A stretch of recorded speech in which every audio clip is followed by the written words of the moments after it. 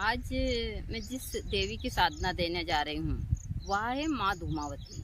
आप गुप्त नवरात्रि में माँ धूमावती की साधना कर कर अपनी मन चाहिए इच्छा की प्राप्ति कर सकते हैं। तो पूरा वीडियो विस्तार से देखकर और आप माँ धूमावती की साधना जरूर कीजिए।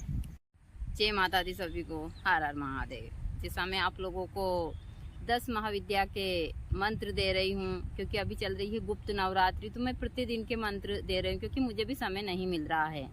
तो गुप्त नवरात्रि में 7वां दिन होता है माँ धूमावती का। धूमावती बहुत ही दयावान और बहुत करुणामयी माता है। यदि श्रद्धापूर्वक आप उनकी साधना करते हैं, सच्चे मन से पूजा पाठ और मंत्र का जाप करते हैं और फिर हवन करते हैं, तो भक्त की हर एक मनोकामना की पूर्ति करती है।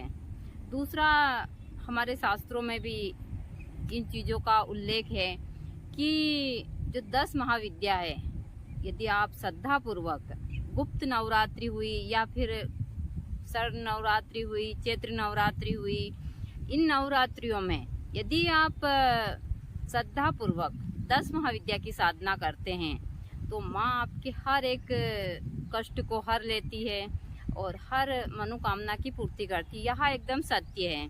देखिए, मैं कई सालों से इन चीज़ों को करती आ रही हूँ। पहले गुरुजी करते थे, मैं गुरुजी के साथ साथ सानिध्य में बैठकर ये चीज़ें करती थी। गुरुजी के बाद से सारी चीज़ें मैं कर रही हूँ। विधि का विधान तो कोई नहीं मिटा सकता।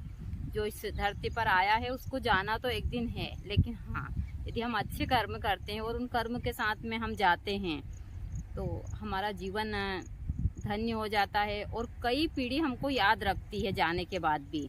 ऐसा कार्य कर कर जाओ कि आने वाली पीढ़ियाँ आपको याद रखें। तो जो 7वां दिन होता है वह माँ धूमावती का होता है। मैं आप लोगों को माँ धूमावती का जो मंत्र है वह लिख कर भेज दूँगी। आप इस मंत्र को कर कर और माँ धूमावती को प्रसन्न कर कर आप अपनी मन चाहिए जो भी मनोकामना है वो माँ से मांग सकते हैं। अभी आगे भी मैं जिन देवियों के आप लोगों को मंत्र और सारी चीज़ें दूंगी, क्योंकि बहुत सारे भक्त मुझे बोल रहे हैं कि माता जी लिख कर दो, तो मैं अभी सभी को लिख कर मंत्र दे रही हूँ। तो मैं माँ धूमावती की आप लोगों को साधना दे देती हूँ। आप 7वें दिन माँ धूमावती के मंत्र का उच्चारण कर कर और अपनी मनोकामना की पूर्तियाँ कर सकते हैं।